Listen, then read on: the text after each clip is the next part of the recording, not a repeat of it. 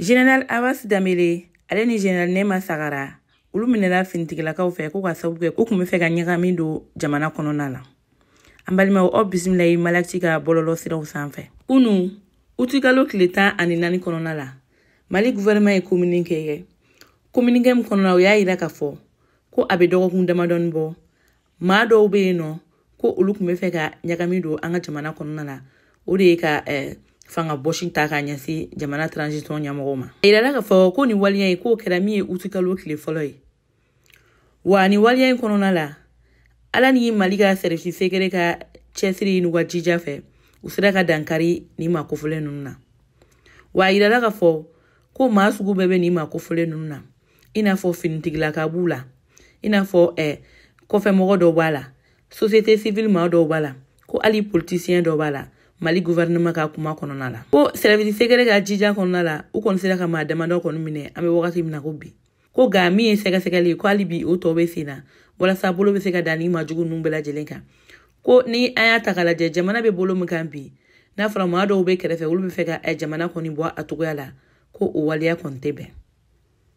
Wa ko maa minnu minɛra a yirala k'a fɔ ko min ye étranger ni ale tɛ malien ye ko ale kɔni b'a la. Wa ale tɔgɔ ye Velivier Yani. Wa a yirala k'a fɔ gouvernement ka communiqué la ko ale bɛ baara kɛ Faransi service secret de kɔnɔ na. Wa ko ale yɛrɛ de kɛra sababu ye ko ka politiciens ni acteurs de la société civile ani finitigilakaw k'u hakiliw ɲagami walasa u bɛ se ka kojugu ta ka ɲɛsin an ka jamana ma cogoya min na. Wa min ye finitigilaka ye a yirala k'a fɔ ko Mali jalabatigi fila kɔni b'a la n'o ye General de brigade Abbas Dambélé ale ni Nema Sagara ye. Nka an bɛ wagati min na ko bi ko bolodara ninnu bɛɛ lajɛlen kan.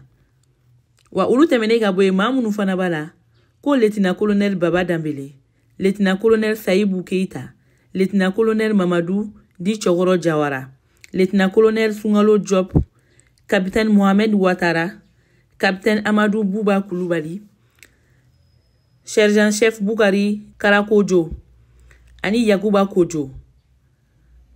Yakuba Kojo a yirala k'a fɔ ko ale yɛrɛ kɔni gɛnnen kun don ko ka bɔ finitigiya la. Tuma min na a kun bɛ gɛn ko capitaine ne kɔni kun don. Ayiwa an bɛ wagati min na bi ko ni maa kofolen ninnu kɔni bɛ finitigilakaw ka bolo kan.